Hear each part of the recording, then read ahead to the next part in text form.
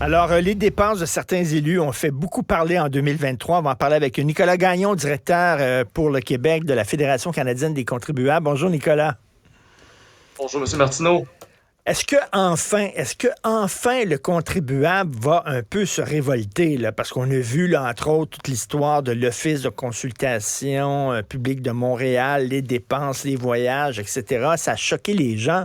Mais bon, ça, c'est la pointe de l'asperge, comme on dit, là. Ça fait des années qu'il y a des élus qui dépensent à gauche et à droite, là. Est-ce que enfin le contribuable va dire, ben, ça va faire, selon vous? C'est ce qu'on espérait, effectivement, que les contribuables, peut-être pour 2024, se réveillent un peu plus et réalisent à quel point leur argent, leurs impôts est très mal utilisé. Malheureusement, on a trop d'exemples, tant au niveau municipal, provincial que fédéral, qu'on peut très facilement recenser. On pourrait même en faire un palmarès aujourd'hui des différents exemples qui ont effectivement Ben choqué oui. en termes de dépenses parce que on pourrait commencer aujourd'hui puis on n'aurait pas fini après les fêtes en réalité, mais on a eu énormément d'exemples. Je pense que l'Office de la consultation publique de Montréal, c'était un des exemples les plus notables. Si on va, par exemple, justement au niveau municipal, un exemple qui va toujours me marquer aussi, c'est les fameux voyages à l'étranger de Monsieur Bruno Marchand pour vanter en fait le projet du tramway et aussi d'aller voir un peu ce qui se passait en Scandinavie. On se souvient qu'il a même soumis une facture de pas loin de 36 000 $ pour aller se promener dans les pays nordiques pour un peu savoir comment gérer sa ville et comment intégrer un tramway qui finalement verra probablement pas le jour. Donc ça, c'est une autre dépense parmi tant d'autres.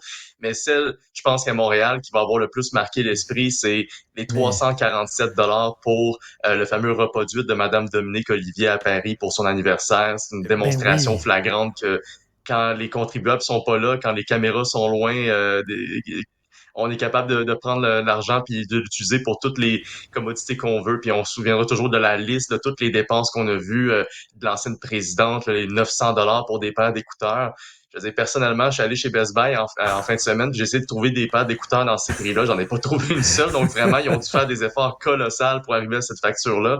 Mais Et- je pense que la cerise sur le gâteau dans le milieu municipal, ça a été effectivement la facture de bouteilles de vin de Madame Valérie Plante lors de son voyage à Vienne au début de l'année avec sa délégation en Autriche.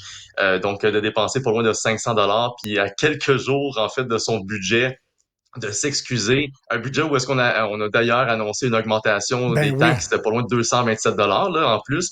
Puis on arrive, puis on dit, ben, mea culpa, je m'excuse, j'ai dépensé 500 $ de votre argent pour des bouteilles de vin pendant un voyage. Donc, je vais le rembourser maintenant que je me suis fait prendre quelques mois plus tard, mais je vais le rembourser quand même. Donc, ça démontre, je pense que ces genres d'exemples-là ont démontré la déconnexion de certains de nos élus dans le milieu municipal, puis aussi ça démontre à quel point, quand les contribuables sont pas là, quand on est à l'étranger, surtout, c'est très facile sortir de l'argent puis dépenser sans Oui. compter. Puis on pourrait en trouver d'autres exemples encore Ben une fois, là, là. c'est ça, la Fédération canadienne des contribuables, vous faites là, souvent la recension des dépenses. Là. Chaque année, vous faites le palmarès et vous même remettez des prix aux pires dépenses, les plus folichonnes. On se souvient de Mary Simon, la gouverneure générale, qui est partie en avion avec sa cour, plein d'amis autour d'elle, pour faire une visite, une tournée des pays au Moyen-Orient. Ça servait strictement à rien. Malheureusement, au Québec, peut-être au Canada, on est bon pour faire des montées de lait, on se fâche, puis tout ça, mais après ça, bon, une fois la montée de lait finie, des baguettes en l'air, puis après ça, bon, on prend notre trou. Il va falloir à un moment donné que les contre... C'est comme si on baissait les bras, on abdiquait, puis on dit, ben, qu'est-ce que vous voulez? C'est comme ça a toujours été le même. Une fois que les gens sont rentrés à Versailles, ils dépensent comme des fous, puis on peut rien faire. Ben, peut-être, on peut faire des choses, Monsieur Gagnon. Absolument, et c'est justement maintenant qu'on parlait au niveau fédéral, on peut vous parler un peu du travail qu'on a fait à ce niveau-là, parce que c'est bien Oui. beau d'exposer les dépenses qu'on trouve à travers des demandes d'accès à l'information, mais une fois que l'information est exposée au public, puis à travers les médias qu'on est en mesure de sonner l'alarme, ben, il faut aller plus loin. Et nous, c'est un peu ce qu'on fait généralement. On fait des interventions au niveau parlementaire, des pétitions, on envoie des courriels d'infoaction par milliers aux députés sur la colline parlementaire pour les forcer à réagir et surtout pour qu'ils mettent en place des réformes. Récemment, par rapport justement à Rideau Hall, toutes les dépenses qui ont pu être recensées.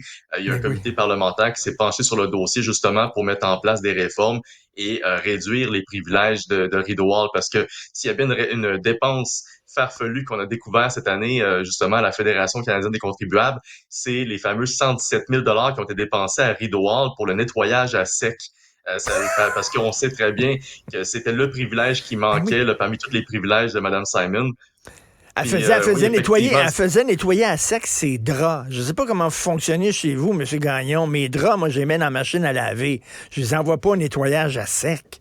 Vraiment, là. ça- effectivement, surtout que vous ne facturez pas les contribuables pour Ben, vos draps dans ce cas-ci. Et surtout qu'à Rideau Hall, aussi surprenant que ça puisse être, ils ont également un service de nettoyage à l'interne, mais ils ont réussi à quand même dépenser 117 000 en nettoyage à sec à l'externe pour les vêtements ouais. des occupants, dont ceux de la gouverneure générale. Puis je tiens à rappeler que Madame a également accès depuis 2021 à un compte de dépenses pour sa garde-robe qui s'élève jusqu'à 130 000 par mandat de 5 ans. Parmi tous les privilèges qu'elle pouvait avoir, on ajoute à ça maintenant le nettoyage à sec qu'on a recensé dernièrement. Donc, d'avoir fait réaliser aux parlementaires à Ottawa que ces dépenses-là avaient bel et bien lieu, ça a amené une réaction de leur part. Malheureusement, avec le gouvernement Trudeau présentement, faut pas s'attendre à grand-chose non plus parce que veut pas le politique est-ce qui va le plus nuire en fait à cette prise d'action, puis surtout à ce que les réformes se mettent en place. Mais en maintenant la pression, puis en lâchant pas notre bout, c'est là qu'on arrive à avoir éventuellement une prise de conscience réelle de nos politiciens. Ben oui, alors que les gens doivent se serrer la ceinture comme jamais, de voir ces gens-là dépenser là, cette année avec les effets de l'inflation, là, puis les gens qui disent, ben là, il va falloir vraiment serrer la ceinture, puis de voir que eux autres, de l'autre côté, ils ne serrent pas la ceinture. Là, là vraiment, là, ça nous a frappé cette année. Là.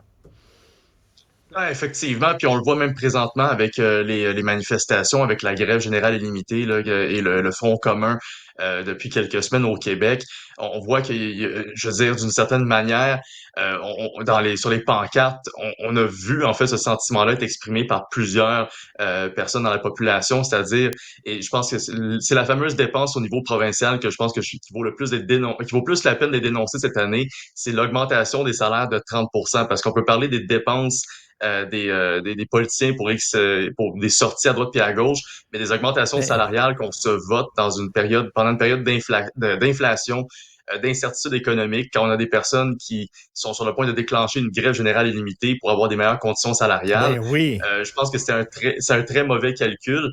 Donc, pour moi, vraiment, l'augmentation des salaires des députés de 30 cette année, ça a été vraiment une parfaite démonstration de la Tout à déconnexion fait. des élus avec la réalité des contribuables. Puis ce que je peux rajouter à ça, c'est aussi le comment que ça a eu lieu, parce que même la commissaire à l'éthique a dénoncé l'augmentation des salaires qui a été votée par les élus eux-mêmes. Donc, éventuellement, on espère qu'ils vont Hum, mettre en place hum. un comité indépendant qui va s'occuper justement de faire ces décisions à leur place, parce que clairement qu'il y a un conflit d'intérêts quand c'est eux qui augmentent leur salaire, puis après ça, Mais, qui osent, ben, je veux pas, ça donne un très mauvais signal à la population. On se donne 30 d'augmentation. Ensuite, on donne des subventions à coups de milliards à Northvolt, puis General Motors oui. et Ford Motors. Mais quand c'est le temps des professeurs et des infirmières, là, on n'a plus beaucoup de marge de manœuvre pour les aider. Donc, je peux Hum. comprendre le discours du gouvernement. C'est vrai que la marge de manœuvre est très réduite, mais ça envoie un très mauvais signal si en plus on s'augmente les salaires sans consulter qui que ce soit. Donc ça a été clairement la palme d'or au Québec. Puis on voit que les Tout à syndicats fait. utilisent encore cet argument-là à la table de négociation. Ben, il y en a plein de petites dépenses comme ça. Écoutez, là, vous savez qu'au Québec, on a une délégation à New York. Hein. Il y a des gens là, qui sont dans un appartement de fonction à New York. Je connaissais une des personnes qui était dans la délégation québécoise à New York. Et j'ai appris qu'elle avait une cuisinière, quelqu'un qui fait la bouffe 3 fois par jour. Et la personne qui était à la délégation du Québec à New York ne faisait même pas ses toasts le matin. Je peux comprendre là, quand ils reçoivent, quand ils font, mettons, un souper, puis ils reçoivent des gens, là, puis là, c'est pour parler d'un contrat qui va se négocier avec le Québec, qu'on peut avoir quelqu'un qui fait la cuisine et tout ça pour un repas. Mais, je veux dire, faire ton petit déjeuner le matin, Christy, fais tes toasts, mets ton lait dans tes céréales. Il y avait quelqu'un qui faisait ça pour la délégation du Québec à New York. Pourquoi? Et des dépenses comme ça, si on commence à fouiller, il y en a des milliers de dépenses comme ça. Effectivement, comme je l'ai dit au départ, on pourrait Ouais. commencer aujourd'hui à dénoncer les scandales et les différentes dépenses qui n'ont pas lieu d'être, surtout dans l'État québécois, puis on n'aurait pas Mais fini avant très longtemps. Puis effectivement, ça a lieu trop souvent dans des délégations à l'étranger, dans des voyages qui ont lieu quand on sait que les contribuables, ou du moins quand c'est peut-être plus oui. facile de dépenser quand les contribuables ne regardent pas, quand les médias sont pas là. On l'apprend plus tard parce que veut pas, ces factures-là existent, elles sont archivées, les demandes d'accès à l'information font en sorte qu'on est en mesure de les sortir, mais ça prend des mois et des mois, puis c'est inacceptable qu'on apprenne ça comme sous la forme d'un scoop en réalité, parce que toutes les transactions des différents élus à travers tout le Canada, que ce soit au niveau municipal, fédéral, provincial, ça doit être transparent en tout temps. Il devrait vraiment avoir une reddition de C'est compte, ça. puis ça devrait être un automatisme, en fait, de mettre ces transactions-là à Et jour. c'est ça. Je veux dire, je suis d'accord que je suis d'accord qu'on ait la demande d'accès à l'information comme étant une loi au Québec et au Canada, mais on ne devrait pas en avoir besoin. Ça devrait carrément, on va sur le site Internet, puis les Exactement. transactions sont là. Exactement. Et Et, même, il y même a- quand les journalistes font une demande d'accès à l'information, ça revient, puis les documents sont cavardés quasiment.